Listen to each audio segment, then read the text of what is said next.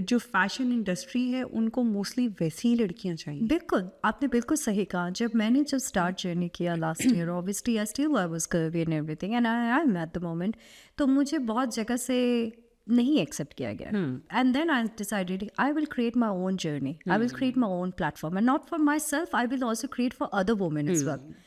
क्योंकि अब now I'm a fashion show director. I do a lot of fashion shows, international, nationals in UK. And I'm giving a platform to every size of woman. Height, size, weight, these things are insignificant in my eyes. Because हमारे दिमाग में ये है ना, fashion मतलब वो कपड़े सिर्फ वही साइज 8 और साइज 6 की लड़कियाँ को पसंद. क्यों? एक औरत जब प्रेगनेंसी जाती है, she has got scar, she has got lot of things, she got hormonal imbalance, so many things. Stretch marks होते हैं, बिल्कुल सब कुछ.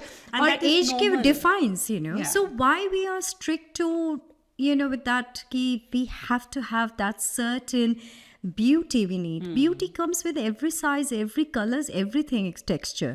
And you should be comfortable, you should be proud who you are. Yeah. You know?